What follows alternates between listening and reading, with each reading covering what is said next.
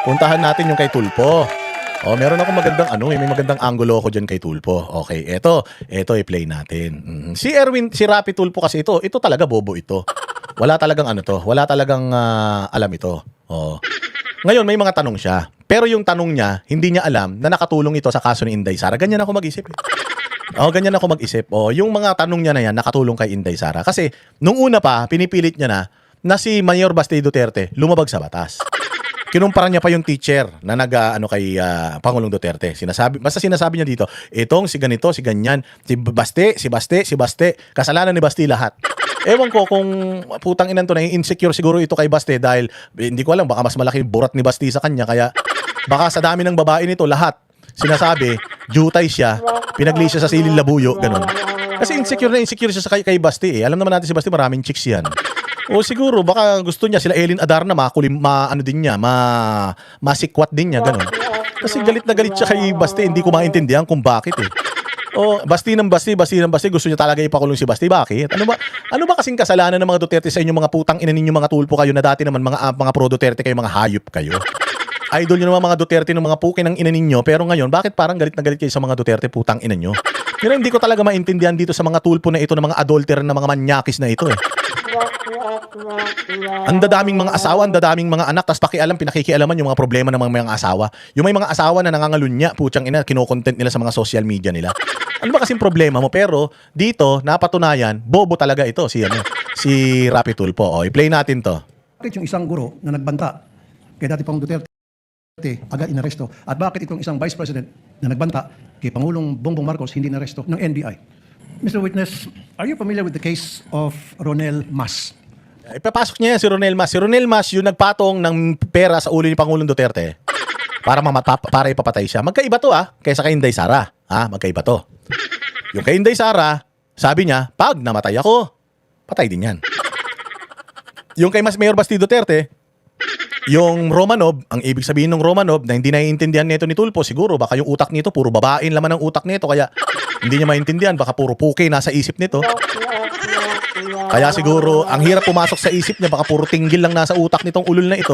Kaya ganyan. So ngayon, mga bossing, hindi niya maintindihan na yung Romanov, ang ibig sabihin nun is, binibigyan niya ng babala yung mga Marcos na nangyari na sa tatay mo, nangyari sa mga Romanov, baka mangyari din sa'yo. Ingat ka.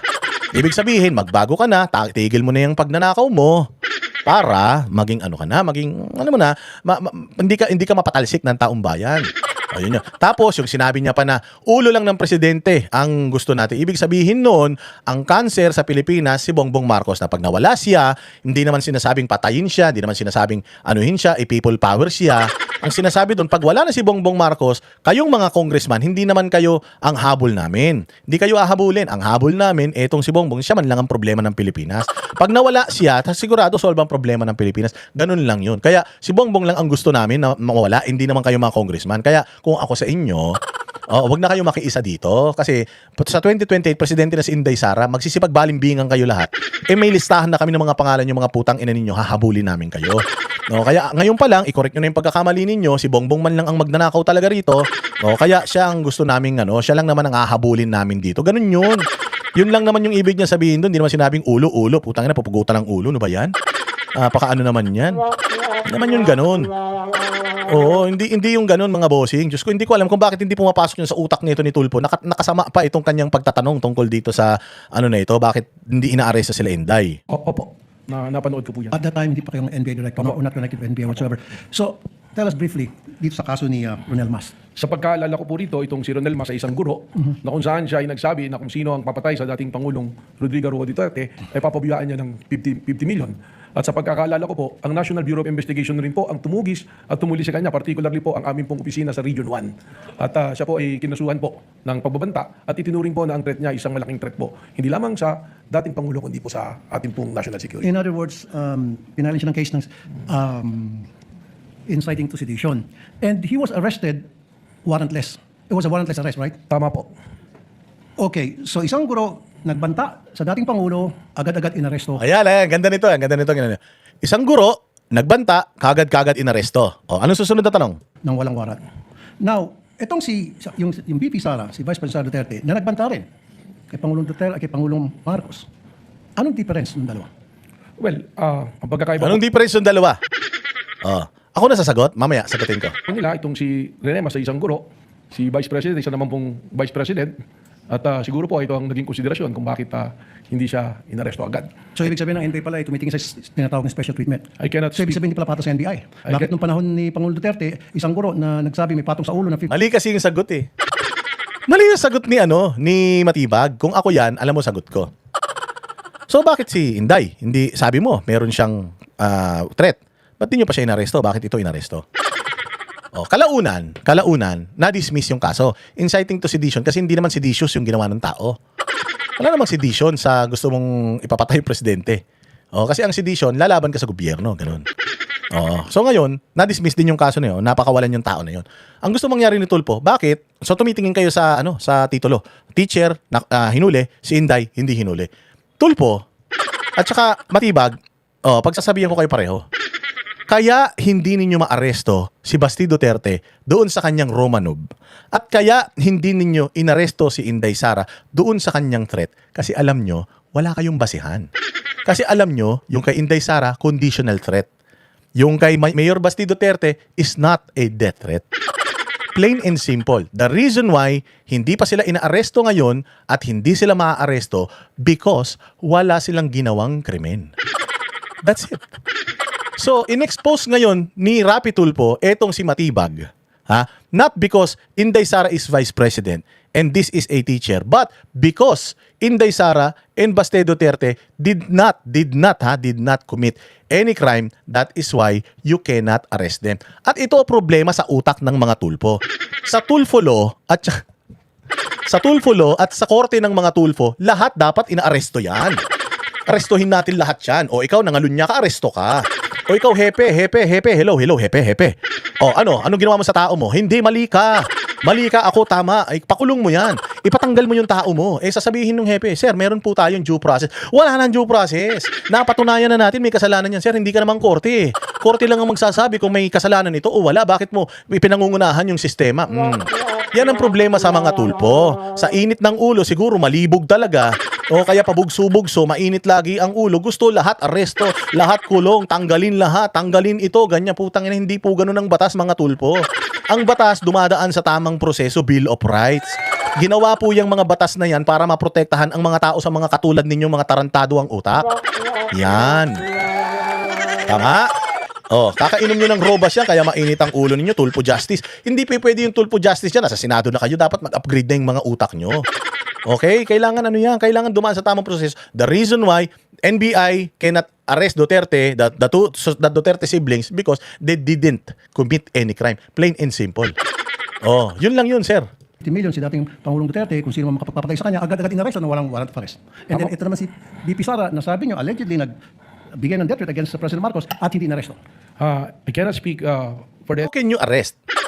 How can you arrest someone na yung kaso ongoing pa, nandiyan pa sa nasa piskal pa? Bakit kami aresto? Yun lang sagot nun eh. Unang-una sa lahat, sir, nung panahon na yan, yung sa NBI yung una, hindi man ako ang NBI director niyan. So ngayon, dumadaan ako sa batas. Kung ako nga kay Matibag, ganun sasabihin ko, sir, sumusunod kasi ako sa batas. Kung noon nagkamali, kinokorek na nga natin ngayon. Ayaw natin na mag-aresto basta-basta lang kasi baka masira lang yung kaso. Iniimbestigahan namin ng masusi.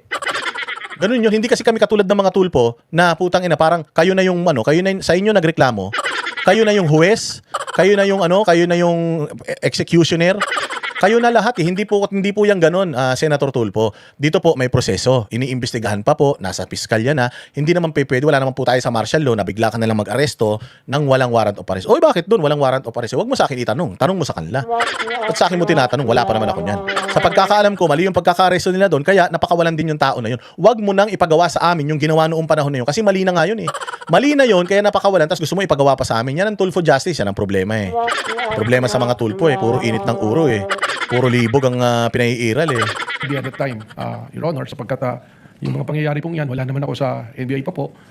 Subalit, ang ngari ko pong ibahagi sa inyo, ipamarapatin po ninyo, yun na nga pong aking pakikipagtalastasan sa aming pong mga foreign counterparts. Yan na naman si foreign counterpart. Yun lang yung gusto kong sabihin dyan. Rapi Tulfo, ang ganda pa ng relo mo, nakapatek Philip ka. Ay, ina, ang mahal sa galing yan. Saan galing pinambili mo yan? Para kayong kapatid mo, dalawa lang kayo umaman Sa lahat ng mga broadcaster, kayong dalawa lang yumaman ng ganyan. Anong ano ninyo? Anong formula of success ninyo? Baka pwede share nyo sa amin yan. Oo, para naman makaahon kami sa hirap. Ah, di ba? Ay, nako. Ang haba na nito. Okay na to. Mga kuripot naman kayo. Oy, maraming salamat sa inyong panonood. Mabuhay kayo. Salamat sa inyong pagtangkilik sa ating channel. Kami ang boses ng masa, hindi natatakot. Katotohanan lang, di kami nalulunod. Walang bahid ng sismis, lahat ay totoo. Kahit sino ka pa, pag mali ka babanatan ka. Walang pinipili kulay, wala kaming kinikilingan. Basta para sa bayan, kami lalaban. Pag tama palakpakan, pag mali banatan. Di matitinag, di matatakot, para sa bayan tuloy ang sigaw. Sa harap ng kamera, walang halong takot. Mga baluktot, lahat kayo'y tutumba. Ang hustisya at totoo, yun lang ang mahalaga. Kahit sinong harang, di kami matitinag. Walang pinipiling kulay, wala kaming kinikilingan. Basta para sa bayan, kami lalaban. Pag tama palakpakan, pag mali banatan. Di matitinag, di matatakot, para sa bayan tuloy ang sigaw.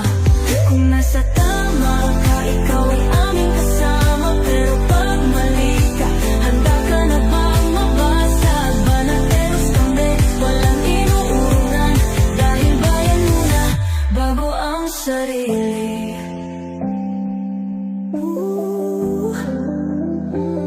Bago ang sarili.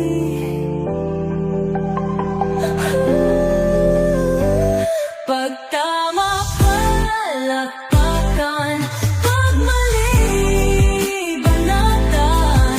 Banateros ang sigaw, katotohanan ang laban.